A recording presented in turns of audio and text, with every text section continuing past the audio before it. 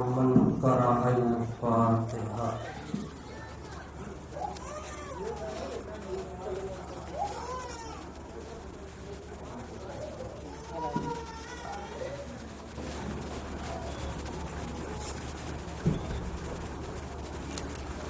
لا حول ولا قوة إلا بالله العلي العظيم.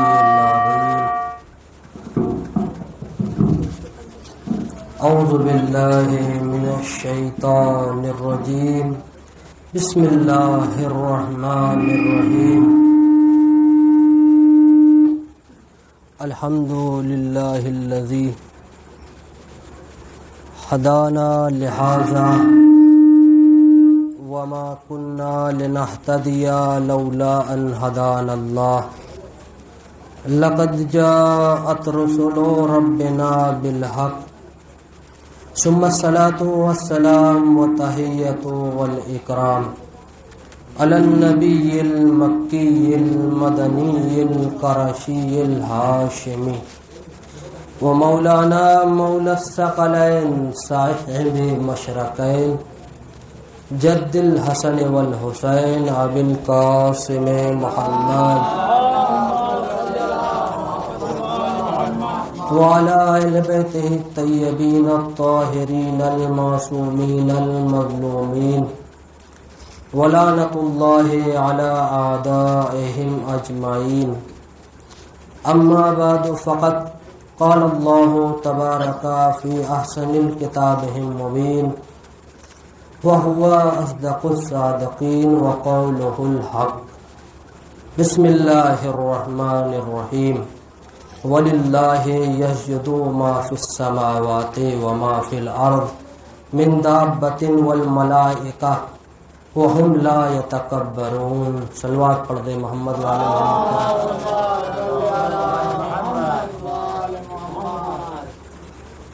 دعا کی التماس کی گئی ہے.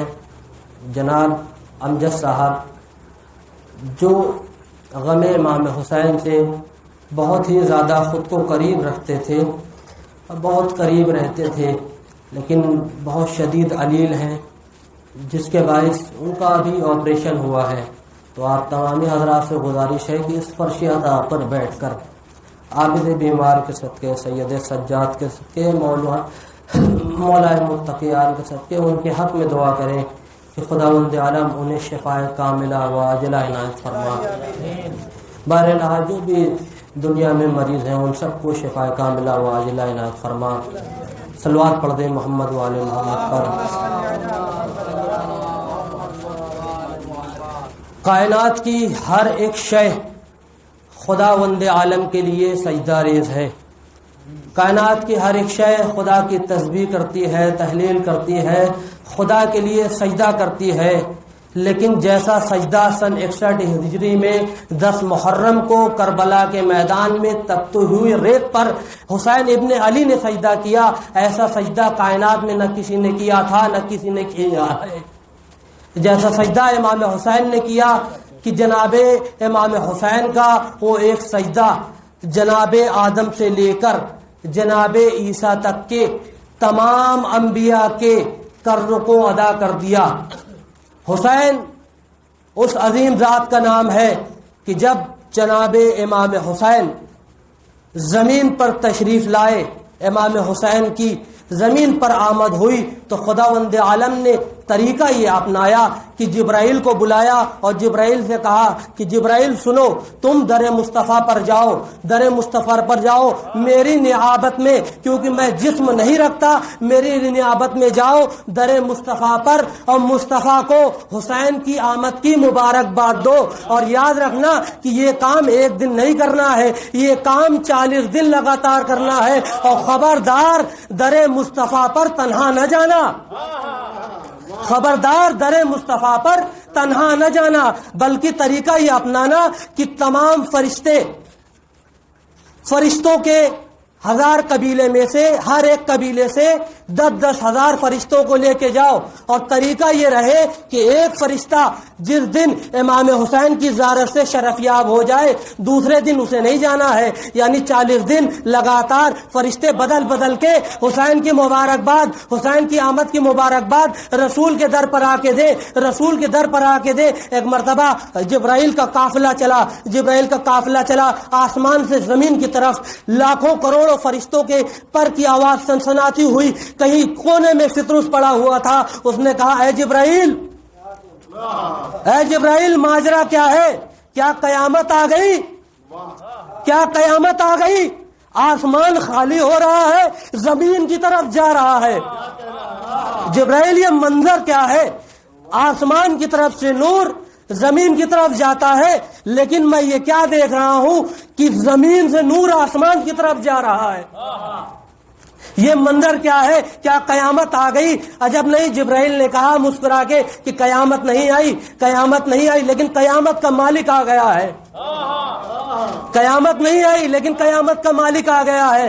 بعض لوگ یہ کہتے ہیں کہ شیعہ غالی ہے، شیعہ غالی ہے، بڑھا دیتے ہیں، بڑھا دے دیتے ہیں۔ ہم 14 کو قیامت کا مالک کہتے ہیں، لیکن 14 کا مالک اللہ ہے، یہ چیز نہ بھولیے گا۔ ہم توحید کے پکے سرپرست ہیں، کیونکہ ہمیں توحید بھی در اہل بیت سے سیکھنے کو ملتی ہے۔ توحید کیا ہوتی ہے یہ اہل بیت ہمیں سکھاتے ہیں۔ اب اس کی دلیل قرآن مجید میں ارشاد رب العزت ہوتا ہے کہ میں نے آخرت کا اختیار ان لوگوں کے ہاتھ میں دے دیا ہے کہ جو زمین پر فساد نہیں کرتے اور تکبر بھی نہیں کرتے، زمین پر فساد بھی نہیں کرتے اور تکبر بھی نہیں کرتے۔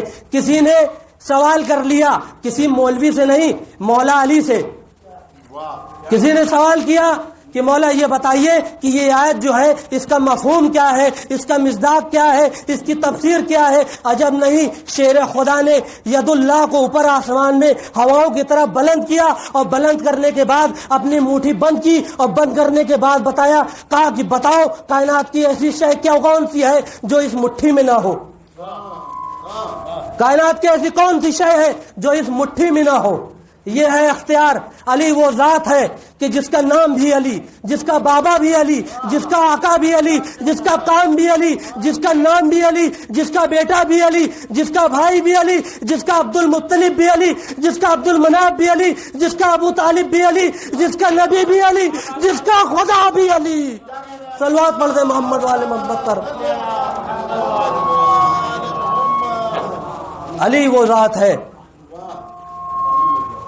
کہ جس کا نام بھی علی، جس کا کام بھی علی، جس کا کردار بھی علی، جس کی رفتار بھی علی، جس کی گفتار بھی علی، جس کا عمل بھی علی، جس کا دادا بھی علی، جس کا نانا بھی علی، جس کا بیٹا بھی علی، جس کا عبد المطلب بھی علی، جس کا عبد المناف بھی علی، جس کا ہاشم بھی علی، جس کا نبی بھی علی، جس کا خدا بھی علی، جس کا نبی بھی علی، جس کا خدا بھی علی۔ صلوات پڑھ دے محمد والے محمد پر۔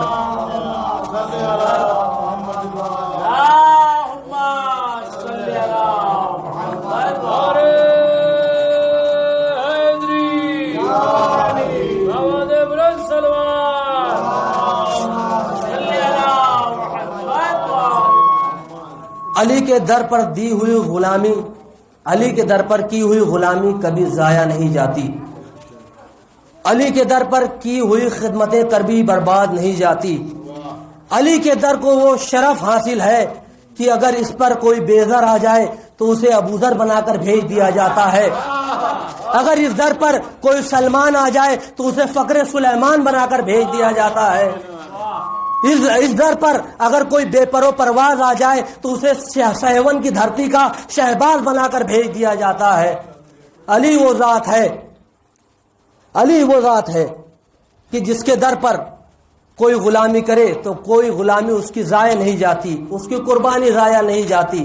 علی کے در کو وہ امتیاز حاصل ہے کہ اس در پر کوئی بے زر آئے تو اسے ابو ذر بنا کر بھیجا جاتا ہے، کوئی سلمان بن کر آئے تو اسے فقر سلیمان بنا کر بھیجا جاتا ہے۔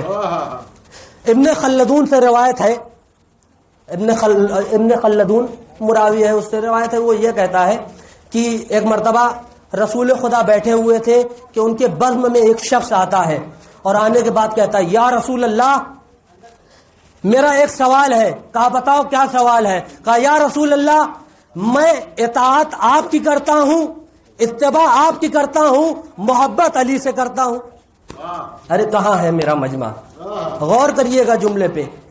کہا اطاعت آپ کی کرتا ہوں, اتباع آپ کی کرتا ہوں, محبت علی سے کرتا ہوں. ایک مرتبہ رسول کے بولنے سے پہلے کچھ لوگوں کی عادت ہوتی ہے بیچ میں بولنے کی بول پڑے. یہ کیسی بات ہوئی, یہ کیسی بات ہوئی؟ اطاعت رسول کی محبت علی سے, اطاعت رسول کی محبت علی سے, اتباع رسول کی محبت علی سے. عجب نہیں, مجھے اس کی عقل پہ ماتم کرنے کو دل کرتا ہے کہ اگر اطاعت رسول کی کرتے ہو تو اطاعت رسول کا مطلب یہ ہے کہ علی سے محبت کرو. اگر اطاعت رسول اگر سمجھ لیا تو اطاعت رسول کا مطلب کیا ہے کہ علی سے محبت کرو, ہمارے قرابت داروں سے مطلب محبت کرو. سوال کیا کہ یہ کیسی بات ہوئی؟ اطاعت رسول کی, اتباع رسول کی, محبت علی سے. تو اس نے کہا یہ تو اپنے اپنے ظرف کی بات ہے, یہ اپنے اپنے شجرہ نشب کی بات ہے, یہ اپنے اپنے شجرے کی طہارت کی بات ہے, یہ اپنے اپنے ماں کی شرافت کی بات ہے. اور یاد رکھیے گا کہ علی سے محبت کرنے کے لیے نہ شیعہ ہونے کی شرط ہے, نہ سنی ہونے کی شرط ہے, نہ صوفی ہونے کی شرط ہے, نہ دیوبندی ہونے کی شرط ہے, نہ ہندو ہونے کی شرط ہے. علی سے محبت کے لیے شرط یہ ہے کہ ماں نیک ہو, باپ ایک ہو. علی سے محبت کے لیے شرط یہ ہے کہ ماں نیک ہو, باپ ایک ہو. ہر کوئی علی سے محبت بھی نہیں کر سکتا. تو اس نے کہا کہ میں اطاعت آپ کی کرتا ہوں اور محبت علی سے کرتا ہوں. ایک مرتبہ رسول نے کہا کہ سوال کو دوبارہ کر. سوال دوبارہ دوہرا. اس نے کہا یا رسول اللہ اطاعت آپ کی کرتا ہوں, محبت علی سے کرتا ہوں. رسول نے کہا کہ تجھے علی کی محبت محسوس کیسے ہوتی ہے؟ تجھے علی کی محبت محسوس کیسے ہوتی ہے؟ کہا یا رسول اللہ جب میں آپ کی بزم میں بیٹھا رہتا ہوں اور اچانک سے علی آ جاتے ہیں, جب میں آپ کی بزم میں بیٹھا رہتا ہوں اور اچانک سے علی آ جاتے ہیں تو چہرہ اور نگاہیں تو آپ کی طرف ہوتی ہیں لیکن دل علی کو سجدہ کرنے کو چاہتا ہے. چہرہ اور نگاہیں تو آپ کی طرف ہوتی ہیں لیکن دل علی کی طرف متوجہ ہوتا ہے, دل علی کو سجدہ کرنے کو چاہتا ہے. رسول نے کہا جب تیرے دل میں علی کی محبت جوش مارے تو تجھ پر فرض ہے کہ تو جا اور اپنے ماں کے قدموں کا بوسہ لے. ایک مرتبہ اس نے کہا یا رسول اللہ علی سے محبت تو میں کرتا ہوں لیکن ماں کے قدموں کا بوسہ مجھے کیوں لینا ہے؟ ماں کے قدموں کی فضیلت آپ بتا رہے ہیں, ماں کے قدموں کا بوسہ کیوں لینا ہے؟ علی سے محبت تو میں کرتا ہوں نا, آپ میرے بارے میں کچھ بتائیں, آپ کچھ میرے بارے میں فرمائے, آپ کچھ میری فضیلت بنائیں. ایک مرتبہ رسول نے کہا کہ اگر تیری ماں نے تیرے ساتھ امانت میں خیانت کر دی ہوتی تو آج تیرے دل میں علی کی محبت نہ ہوتی. آج جو تیرے دل میں علی کی محبت موج مار رہی ہے یہ تیرے ماں کی شرافت کی نشانی ہے. اس لیے تیرے لیے فرض ہے کہ تو اپنے ماں کے قدموں کا بوسہ لے. صلوات پڑھ دے محمد و آل محمد پر.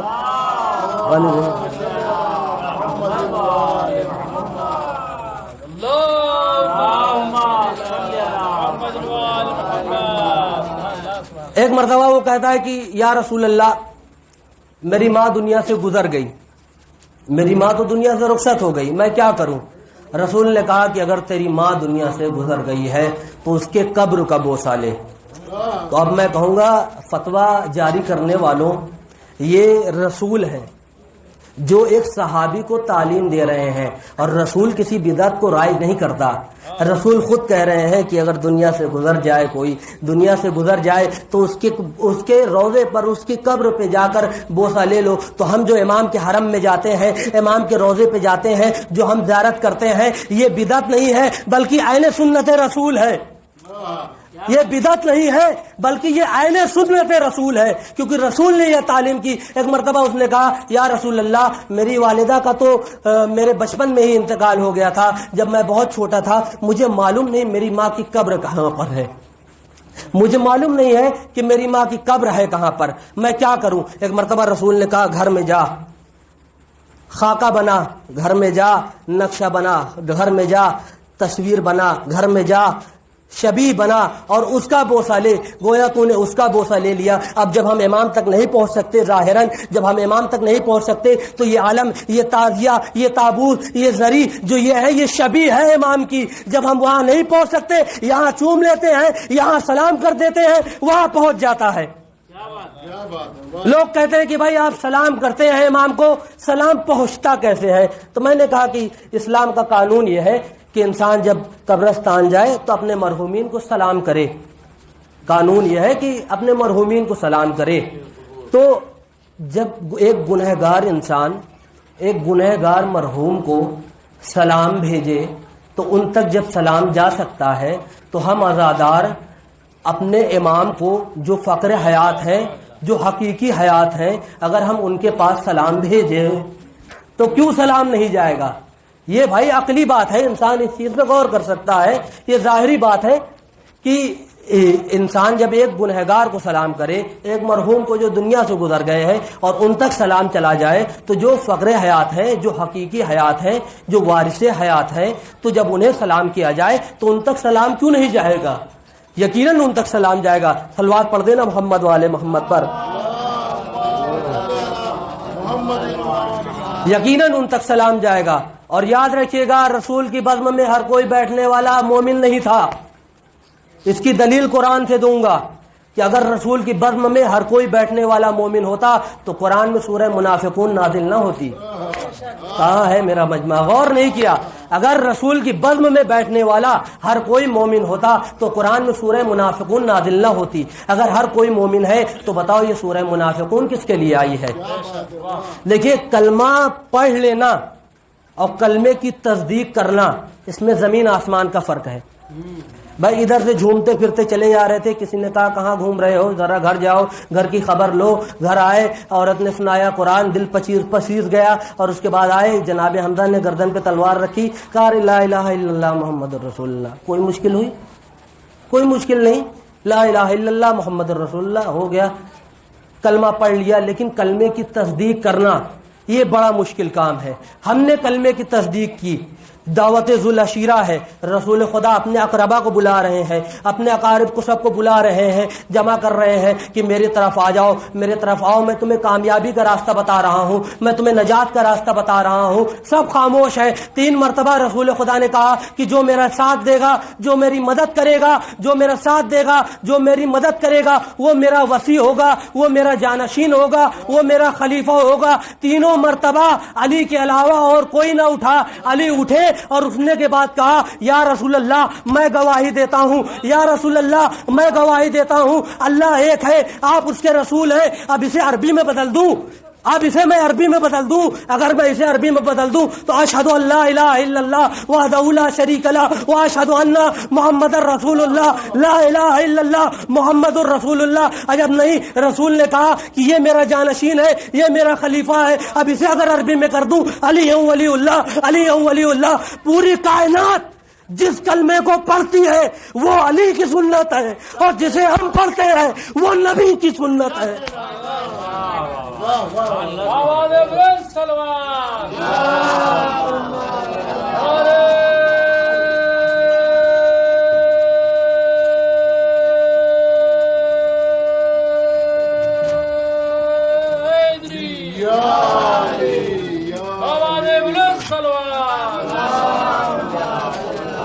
کائنات گواہ ہے کہ پوری کائنات، باقاعدہ تاریخ کی کتابوں میں لکھا ہے کہ سب سے پہلے ایمان لانے والے مولا کائنات ہیں، سب سے پہلے کلمہ جس نے پڑھا وہ مولا کائنات ہے۔ تو جو کلمہ پوری امت مسلمہ پڑھتی ہے وہ علی کی سنت ہے، اور جسے ہم پڑھتے ہیں وہ نبی کی سنت ہے۔ غور کریے گا۔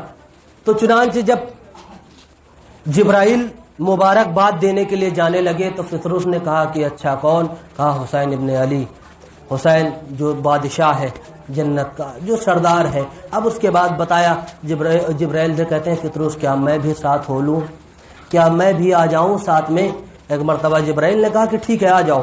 فطرس ساتھ میں گئے، ایک کنارے کھڑے ہوئے ہیں۔ ایک مرتبہ رسول اللہ نے کہا کیا ہوا فطرس، کیا ہے؟ کہا آقا بالوں پر چاہیے۔ رسول نے پوچھا کیا ہوا؟ کہا آقا بالوں پر چاہیے، کہا یہ حسین کی زری ہے، یہ حسین کا گہوارہ ہے، اس سے مس ہو جاؤ۔ رسول نے آنے والی نسل تک کو یہ پیغام دے دیا کہ جب کبھی کوئی تکلیف ہو، جب کوئی پریشانی ہو، جب کوئی تکلیف ہو اور حسین کے تک ظاہراً کوئی رسائی نہ ہو تو تمہارے سامنے ذریعے حسین ہوگی، اس سے خود کو مس کر لینا، مصیبت بھی حل ہو جائے گی، پریشانی بھی حل ہو جائے گی۔ صلوات پڑھ دینا محمد والے محمد پر۔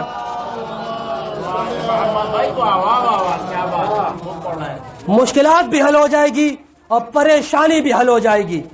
آج ہم جو امام کو وسیلہ بنا کر دعا مانگتے ہیں تو یہ ہم نے اپنی طرف سے نہیں چالو کیا ہے، یہ رسول نے ہمیں وسیلہ بتایا ہے، یہ رسول نے ہمیں دکھایا کہ دیکھو جب کوئی تکلیف ہو حسین کی ذریعے سے مس ہو جانا۔ یہ وہ ہے جو خود نوازتا ہے، یہ وہ ہے جو اپنے غیر کسی کو فرق نہیں کرتا۔ خدا رحمان بھی ہے، خدا رحیم بھی ہے۔ توجہ کریے گا، خدا رحمان ہے کل کائنات کے لیے۔ واہ کیا بات ہے۔ شروع میں بسم اللہ الرحمن الرحیم، خدا رحمان بھی آیا، رحیم بھی آیا۔ خدا رحمان ہے پوری کائنات کے لیے، خدا کافر کو بھی رزق دیتا ہے، خدا منافق کو بھی رزق دیتا ہے، خدا کافر کو بھی عطا کرتا ہے، خدا مومن کو بھی عطا کرتا ہے، خدا فرعون کو بھی عطا کرتا ہے جو خدائی کا دعویٰ کر رہا ہے، خدا عیسیٰ کو بھی عطا کرتا ہے، خدا موسیٰ کو بھی عطا کرتا ہے، خدا منافقین کو بھی عطا کرتا ہے، خدا مومنین کو بھی عطا کرتا ہے۔ یہ ہے رحمانیت خدا کی، لیکن رحیمیت رحیم جو خدا ہے یہ مخصوص ہے مومنین سے۔ اسی طرح ذات اہل بیت سب کو نوازتی ہے، اپنا ہو غیر ہو پرایا ہو کوئی بھی ہو، اس در پر آ گیا حسین کا اپنا ہے۔ حسین سب کو نوازتے ہیں، تم نے حسین کو خود سمجھ کے مانگا ہے، حسین خالی لوٹانے والے نہیں ہیں۔ حسین وہ ذات ہے کہ جس کے قسمت میں کوئی اولاد نہ ہو اسے 7 اولاد دے دے۔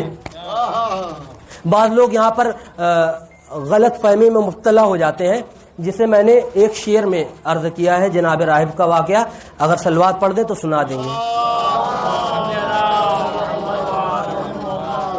پوری حقیقت کو میں نے اس شعر میں درج کیا ہے، انشاءاللہ اگر سمجھ گئے تو بہت دعائیں دیں گے کہ راہب کو 7 بیٹے دیے تھے حسین نے، راہب کو 7 بیٹے دیے تھے حسین نے، اللہ کی رضا تھی اشارہ حسین کا۔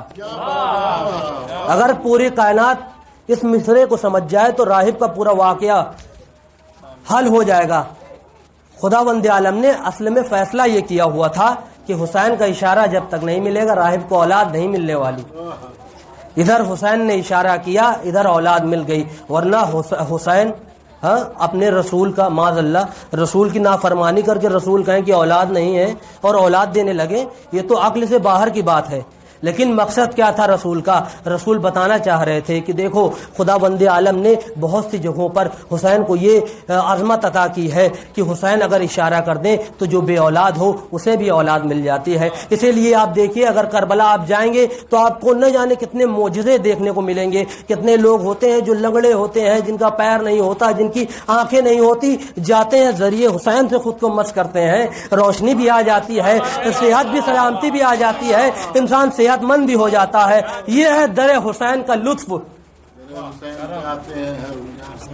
امام حسین سب کو عطا کرتے ہیں، امام حسین کسی میں فرق نہیں کرتے، کون اپنا ہے کون پرایا ہے۔ یہی وجہ ہے کہ اس فرش عزا پر ہندو بھی آتا ہے، سنی بھی آتا ہے، شیعہ بھی آتا ہے، دیوبندی بھی آتا ہے، عیسائی بھی آتا ہے۔ کربلا میں جا کے دیکھیے، عیسائی بھی ماتم کر رہا ہے، شیعہ بھی ماتم کر رہا ہے، سنی بھی ماتم کر رہا ہے۔ یہ ہے عطا حسین، یہ ہے عطا حسین کہ حسین کے فرش پر آ کر کوئی کسی بھی دھرم کی قید نہیں ہے، کسی بھی ذات پر کی قید نہیں ہے، جو بھی آ جائے سب کا دھرم ایک ہو جاتا ہے، سب حسینی ہو جاتے ہیں، سب حسینی۔ میں نے جس آیت کریمہ کی تلاوت کی، ارشاد خداوندی ہوتا ہے وللہ، خداوند عالم قرآن مجید میں ارشاد فرماتا ہے کہ وللہ یسجد ما فی السماوات وما فی الارض من دابۃ والملائکہ وہم لا یتکبرون، کہ زمین و آسمان میں جتنی چیزیں ہیں، چاہے وہ ملک ہو چاہے وہ چرند پرند اور جانور جو بھی چیزیں ہوں وہ خداوند عالم کے لیے سجدہ ریز ہیں، اور اس حالت میں سجدہ کرتی ہیں کہ وہ تکبر نہیں کرتے. وہ اس حالت میں سجدہ کرتے ہیں کہ وہ تکبر نہیں کرتے. ظاہراً اگر دیکھا جائے تو خدا نے جنات اور انسان کے علاوہ باقی کسی سے عبادت طلب نہیں کی. وہ سب کائنات میں جتنی شے ہیں، خدا کی جتنی مخلوق ہے، وہ اس کی تسبیح و تحلیل کرتی ہیں. لیکن اگر ظاہراً دیکھا جائے تو خدا نے جو حکم دیا ہے سجدے کا اور عبادت کا، وہ جنات کو اور انسان کو. بسم اللہ الرحمن الرحیم. خداوند عالم قرآن مجید میں کیا کہہ رہا ہے؟ وما خلقت الجن والانس الا لیعبدون، کہ میں نے جنات کو انسان کو نہیں خلق کیا، نہیں پیدا کیا مگر یہ کی عبادت کے لیے. خداوند عالم نے زمین بنائی، آسمان بنایا، چاند بنائے، ستارے بنائے، فرشتے بنائے، سورج بنایا، تارا بنایا، دریا بنائی، کائنات کی ہر ایک شے بنائی، لیکن خدا نے فخر نہیں کیا. لیکن جب انسان کو بنایا تو خداوند عالم کہہ رہا ہے تبارک اللہ احسن الخالقین. صلوات پڑھ دینا محمد والے محمد پر. مائک آواز بہت کھینچ رہا ہے.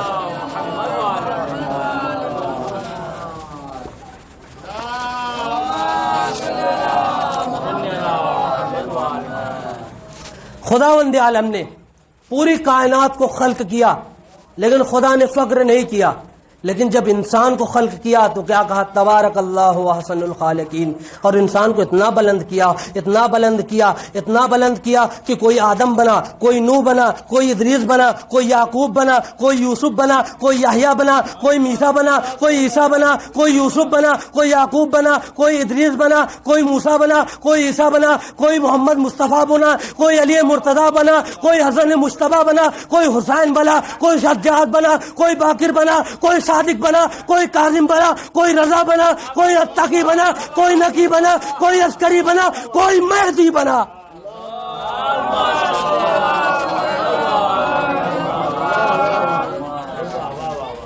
خداوند عالم کیا کہہ رہا ہے؟ وما خلقت الجن والانس، کہ میں نے جنات کو اور انسان کو نہیں پیدا کیا. کیسے؟ جس طرح خدا کہہ رہا ہے لا الہ، کہ کوئی معبود نہیں ہے، ویسے ہی خداوند عالم کیا کہہ رہا ہے؟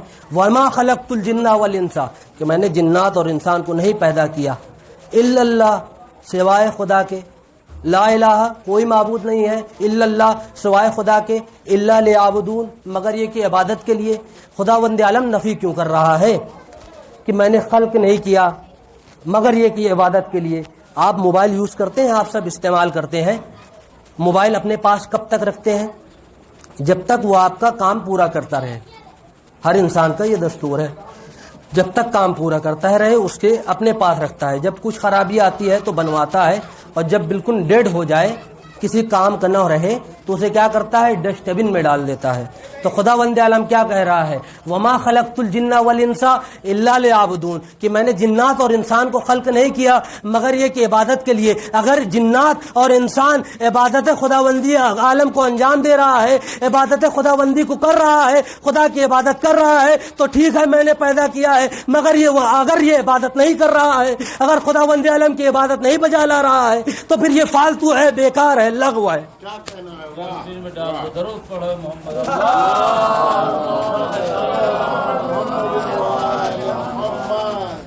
اب دیکھیے کہ خداوند عالم نے جسے عبادت کا حکم دیا، جسے سجدے کا حکم دیا، اس نے کیا کیا؟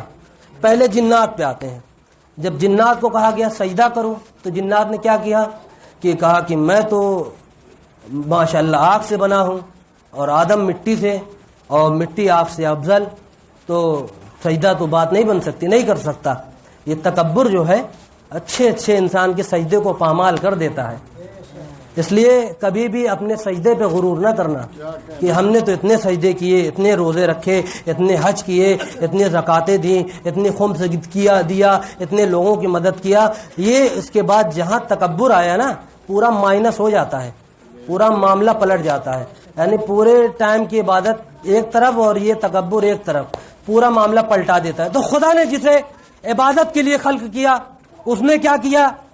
تکبر کیا کہ میں سجدہ نہیں کر سکتا. اچھا یہ جنات کی بات تھی, چلو انسان کی طرف آ جا رہے ہیں. انسان نے تو ماشاءاللہ سجدہ کیا ہوگا, انسان نے ماشاءاللہ عبادت کیا ہوگا. خدا نے انسان کو عبادت کا حکم دیا تو انسان کیا کہہ رہا ہے؟ انا ربکم الاعلی, انا ربکم الاعلی, میں سب سے بڑا رب ہوں. فرعون کا یہ جملہ ہے نا, قرآن نے اپنے داون میں اسے محفوظ رکھا. جسے سجدے کا حکم دیا, جسے حکم نہیں دیا وہ تو خدا کے لیے سجدہ بھی کر رہے ہیں اور تکبر بھی نہیں کر رہے ہیں, اور جنہیں سجدے کا حکم دیا گیا وہ سجدہ بھی نہیں کر رہے ہیں اور تکبر بھی کر رہے ہیں. یہ عالم ہے کہ جسے حکم دیا جا رہا ہے وہ نہ عبادت کر رہے ہیں, نہ سجدہ کر رہے ہیں اور تکبر بھی کر رہے ہیں, اور جنہیں حکم نہیں دیا جا رہا ہے وہ سجدہ بھی کر رہے ہیں اور تکبر بھی نہیں کر رہے ہیں. یہ عالم ہے. اس لیے اپنے سجدے پہ کبھی گمان نہ کریں, کبھی اپنے سجدے پہ فخر نہ کریں انسان.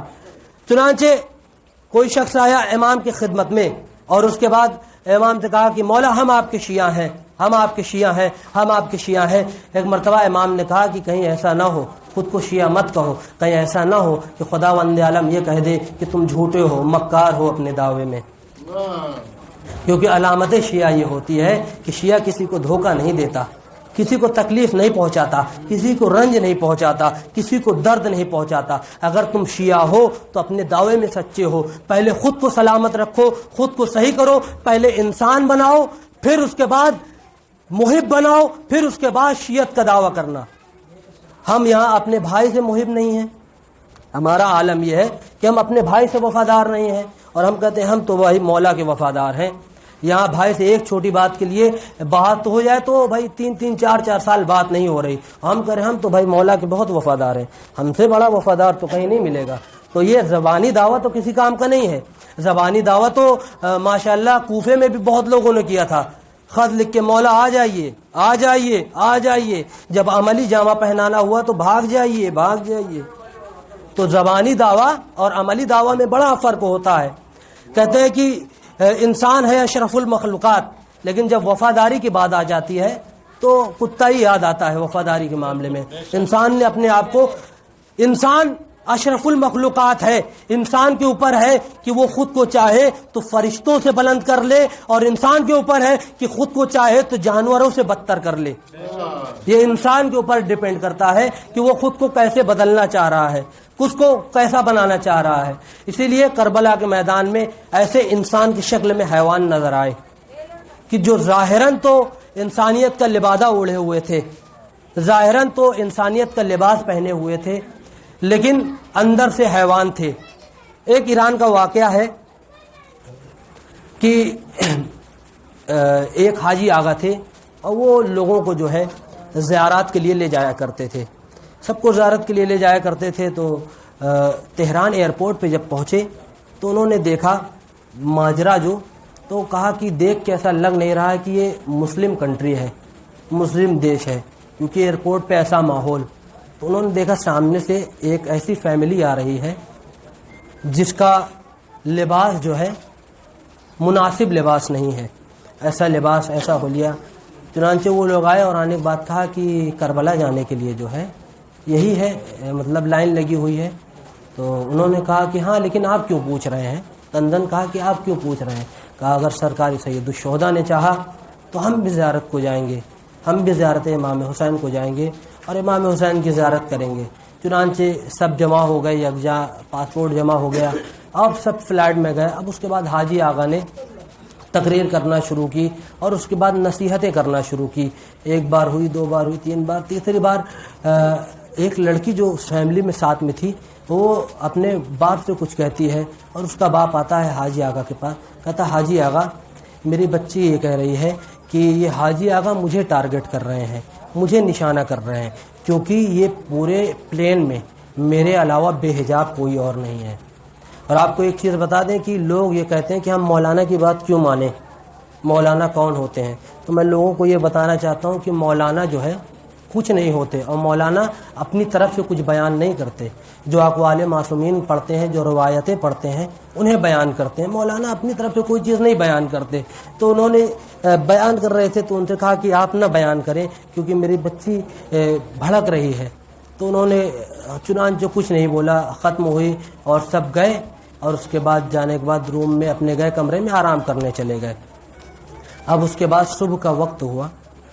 اب جب حاجی آغا آتے ہیں سب کو زیارت پہ لے جانے کے لیے تو دیکھتے ہیں یہ منظر کیا ہے. دیکھتے ہیں کہ منظر یہ ہے کہ ایک عورت ہے, ایک خاتون ہے جو نہایت ہی اوپر سے لے کے نیچے تک باحجاب ہے اور پورا جسم ڈھکا ہوا ہے اور کچھ نظر نہیں آ رہا ہے. اور اس نے آتے ہی دیکھا انہوں نے کہ سب جتنے بھی زائرین ہیں ان کے جوتے پالش کر رہی ہے, ان کے جوتے صاف کر رہی ہے.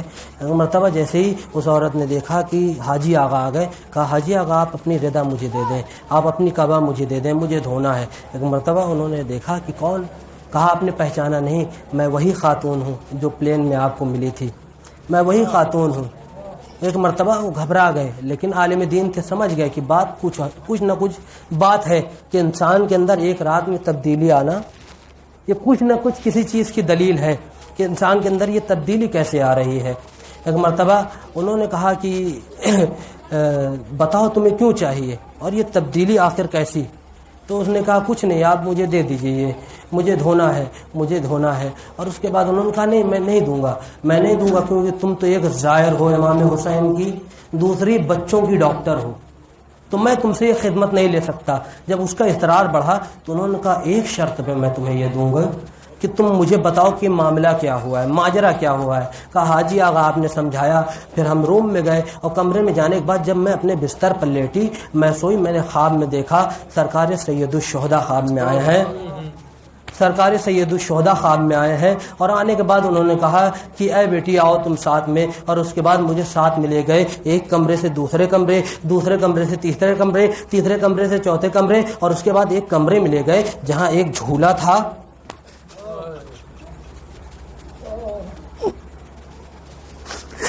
جہاں ایک جھولا تھا اور ایک جھولے میں ایک 6 مہینے کا بچہ تھا. اس کے گردن پہ حاجی آغا تیر لگی ہوئی تھی اور حاجی آغا قسم خدا کی وہ تیر 3 پھالا تھی, زہر آلودہ تھی. حاجی آغا وہ تیر 3 پھالا تھی اور زہر آلودہ تھی. حاجی آغا یہ بتائیے کہ امام حسین کا کوئی 6 مہینے کا بچہ بھی تھا؟ حاجی آغا کیا امام حسین کا کوئی 6 مہینے کا بچہ بھی تھا؟ حاجی آغا میں نے دیکھا اتنا چھوٹا سا گلا, اتنی بڑی تیر اس بچے کے گلے میں گھسی ہوئی. حاجی آغا کیا حسین کا کوئی بچہ بھی تھا؟ ایک مرتبہ حاجی آغا پورا ماجرا بیان کرتے ہیں, پورا منظر بیان کرتے ہیں, اور اس کے بعد وہ پورا معاملہ بیان کرنے کا وقت نہیں ہے. پورا منظر بیان کرنے کے بعد عزیزو اس کے اوپر ایسا کرم ہوتا ہے کہ وہ جس بچے پر ہاتھ رکھ دیتی تھی اسے شفا مل جاتی تھی. یہ ہے اس در کا کرم, اس در کی عطا ہے کہ اس در پر جو کوئی بھی آتا ہے چاہے جیسا آئے اسے نوازتے ہیں. امام حسین بہت غریب ہمارا امام ہے, بہت مظلوم امام ہے. یہ علی اصغر کی شہادت ایک ایسی شہادت ہے کہ جس کے دل پر بھی جسے بھی سنا دو اس کا دل موم کر دیتی ہے. جو بھی اس ذکر کو سنتا ہے اس کا دل موم ہو جاتا ہے. عزیزو میرا سلام ہو اس شہید پر کہ جس کا گلا قاتل کی کلائی سے بھی زیادہ چھوٹا تھا.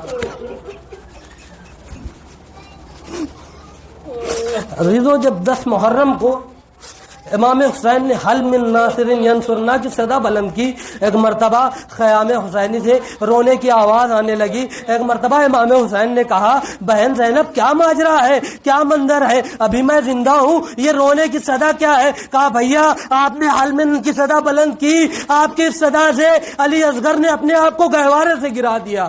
اجرکم اللہ, اجرکم اللہ.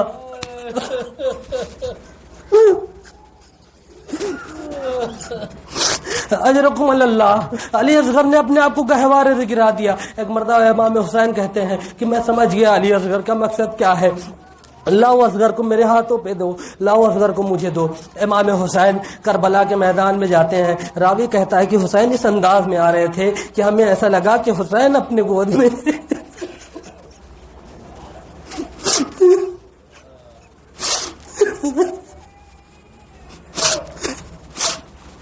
راوی کہتا ہے کہ ایسا لگا کہ جیسے حسین اپنی گود میں قرآن لے کر آ رہے ہوں, حسین قرآن لے کے آ رہے ہوں, ایسے حسین آئے. حسین نے کہا کہ اے فوج یزید, اگر تجھے یہ لگتا ہے کہ میں تیرا خطا کار ہوں اگر تجھے یہ لگتا ہے کہ میں تیرا گنہگار ہوں تو اس 6 ماہ بچے نے کیا خطا کی ہے، اس کی کیا غلطی ہے، اسے پانی پلا دو، اسے پانی دے دو۔ ایک مرتبہ یزید کی فوج کی طرف سے کچھ جواب نہ آیا، امام نے علی اصغر کو لیا اور کربلا کی ریت پر لٹا دیا۔ لوگ ہم نے ذاکرین سے سنا ہے یہ جملہ کہ کربلا کی ریت اتنی گرم تھی کہ اگر اس پر چنے کا دانہ ڈال دیا جائے یا کوئی دانہ ڈال دیا جائے تو وہ بھن جائے، ایسی ریت پر علی اصغر کو لٹا دیے۔ جب دیکھا کوئی آواز نہ آئی، ایک مرتبہ امام حسین نے علی اصغر کو اپنے ہاتھوں میں اٹھایا اور کہا اے بیٹا تم بھی حجت خدا ہو، اپنی حجت تمام کرو، تم بھی حجت خدا ہو، اپنی حجت تمام کرو۔ ایک مرتبہ علی اصغر نے اپنے ہونٹوں پر زبان کا پھیرنا شروع کر دیا۔ ایک مرتبہ ابن زیاد کہتا ہے آئینہ آئینہ ارملا یکتا کلام الحسین، اے ہرملا تو کہاں ہے، حسین کے کلام کو قطع کر دے۔ ایک مرتبہ ہرملا نے تیر اٹھایا، 3 پارا تیر علی اصغر کا گلا چھیدتے ہوئے حسین کے بازو میں پیوست ہو گئی۔ ارے امام حسین علی اصغر کو لے کے آتے ہیں، اجرکم اللہ، علی اصغر کو لے کے آتے ہیں اور لے کے آنے کے بعد در خیمہ کے در پر کھڑے ہیں اور اس کے بعد ہمت نہیں ہو رہی ہے کہ کیسے جائیں۔ میں لے کے آیا تھا کہ پانی پلاؤں گا، میں کیسے لے کے جاؤں۔ ایک مرتبہ خیمے کے در پر ایک 4 سالہ بچی کھڑی رہتی ہے، کہتی اے بابا جان آپ نے بھیا علی اصغر کو پانی پلا دیا، میں پیاسی رہ گئی۔ اے بابا جان آپ نے اصغر کو پانی پلا دیا، میں پیاسی رہ گئی۔ ایک مرتبہ امام حسین نے دامن ہٹایا، ششما علی اصغر کا جنازہ۔ ایک مرتبہ بچی کہتی ہے مثلوں کا ینہر، کیا تمہارے مثل بھی ذبح کیے جاتے ہیں؟ امام حسین نے علی اصغر کا جنازہ لیا اور کربلا کی زمین پر دفنایا اور ایک مرتبہ کھڑے ہو گئے، ننھی سی قبر کھود کے اصغر کو گاڑ کے شبیر اٹھ کھڑے ہوئے گاون کو جھاڑ کے۔